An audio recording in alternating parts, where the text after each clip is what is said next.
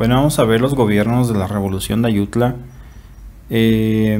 Habíamos visto que en la Revolución de Ayutla el objetivo era quitar a Santa Anna del poder. Posteriormente, pues se quitó a Santa Anna del poder, ya no regresó a la presidencia y se dio el gobierno de Juan Álvarez. Posteriormente, Juan Álvarez le entrega el poder a Ignacio Comonfort. Ignacio Comonfort le dio estabilidad política y social al país, por lo menos hasta que se dio la promulgación de la nueva constitución, la de 1857. Su gabinete estuvo integrado tanto por liberales como conservadores y esto va a ocasionar problemas políticos más adelante con la guerra de reforma, que lo vamos a ver más adelante. Dentro del mismo gobierno de Comonfort, en 1856, se da un proyecto para crear una nueva constitución. Una constitución elaborada por liberales moderados, donde contemplaban las garantías individuales como la libertad, la propiedad, la igualdad, entre muchas más. Esta constitución perjudicaba a la iglesia y perjudicaba al ejército, por lo que estos van a incitar al pueblo a levantarse en armas en contra del Estado. En las revueltas populares, de todos modos, el Estado empezó a crear unas de las primeras leyes reformistas. Sí, la primera es la ley de Juárez, pues como su nombre lo dice, su autor fue Benito Juárez. Hablaba de la igualdad ante la ley, quitaba lo que era el fuero militar y el fuero eclesiástico, ya que recordemos que antes tenían que ser juzgados aparte.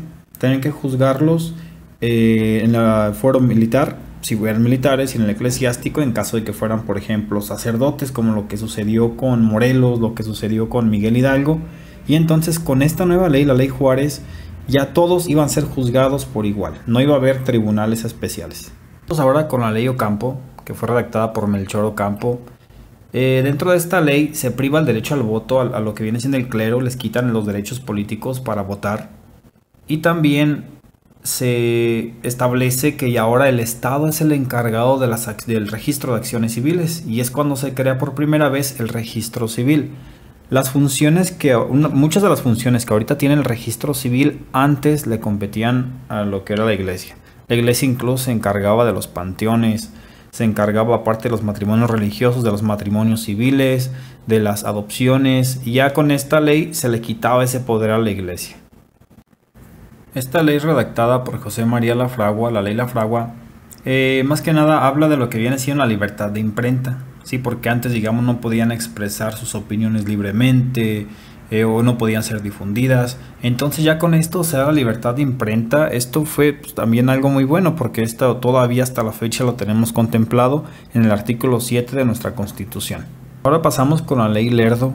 La ley Lerdo yo creo fue la que más le perjudicó a la iglesia, ya que aquí les quitaron los bienes. Ya se los habían quitado anteriormente, pero era como algo temporal.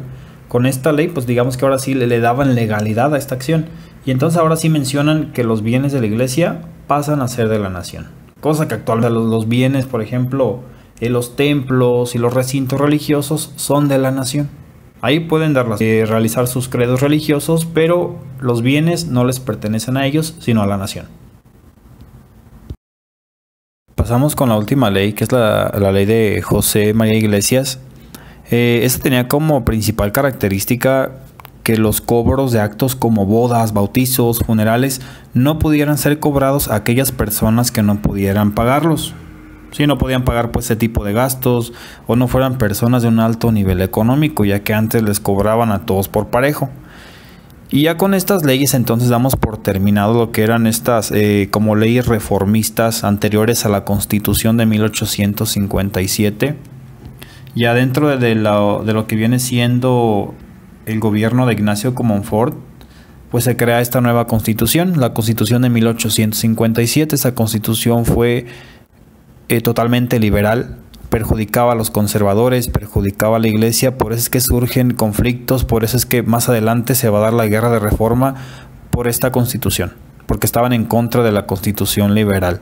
Nada más recuerden, esta constitución se creó en el gobierno de Ignacio Comonfort y es 100% liberal.